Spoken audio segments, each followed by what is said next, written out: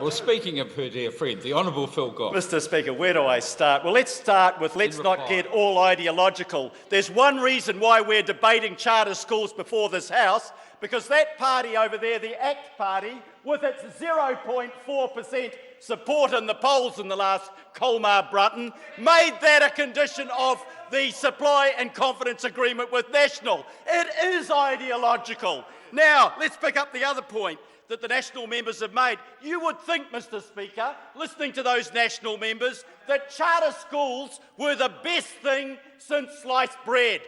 How many National parents over there intend to send their children to a charter school? Come on, let's have a show of hands. You know the answer, Mr Speaker. Not one. Not one, because what National MP in their right mind would send their kids to a school that didn't have to have qualified teachers, that didn't have to teach to the New Zealand curriculum, that didn't have to follow the national education guidelines in terms of the administration of the school, and that didn't have any role for the parents in the way the schools were run.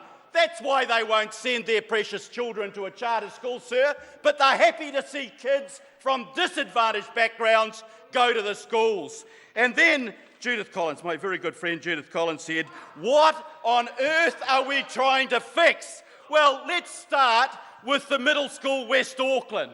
The middle school West Auckland has had 3 reports from the Ministry of Education and 3 reports from the Education Review Office saying that that school is failing.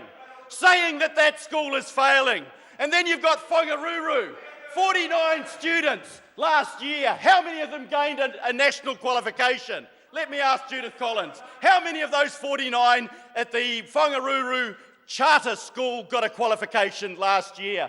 You know the answer? 1. 1 out of 49. That's not even 2% of the kids, Mr Speaker. These schools are failing, and that's why we're having this debate. Now, Paul Foster-Bell said that he turned up at the National Party conference. No, not the Conservative Party conference. And that they thought that charter schools were absolutely wonderful. There'd be more of them. What he didn't tell us, Mr Speaker, is that 8 years ago, the Conservative government, or the government in the United Kingdom of those at that time, actually retrospectively said, we made a mistake, all charter schools now have to follow the national curriculum. So there's Paul Foster-Bell saying, look at the example of Britain. Well, look at the example of Britain. They said, we got it wrong, of course they should follow the national curriculum. You know, why should the kids learn the national curriculum?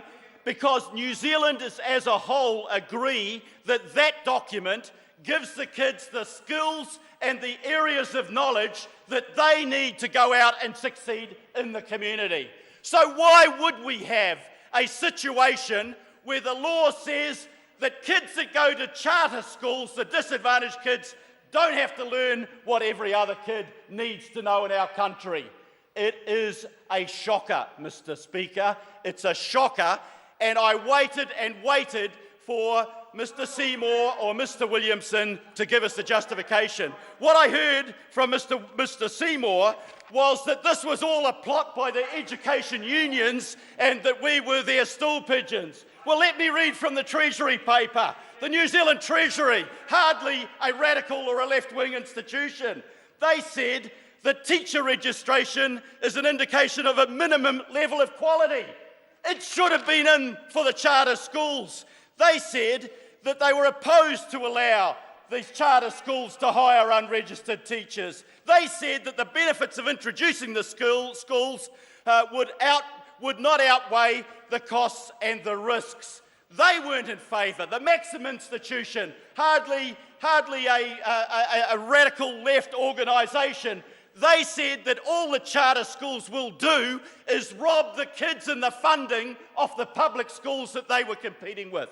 This bill remedies one outstanding flaw. What we should really be doing in this House is scrapping the charter schools, and that's what we'll do when we get the chance. The question is that the motion be agreed to. Those of that opinion will say aye. To the contrary, no. The noes have it. Party votes called. Clerk will conduct a party vote. New Zealand National. 59 opposed. New Zealand Labour. 32 votes in favour. Green Party. 14 votes in favour. New Zealand First. 12 votes in favour. Māori Party. 2 opposed. Act New Zealand. 1 opposed. United 1 Future. in favour.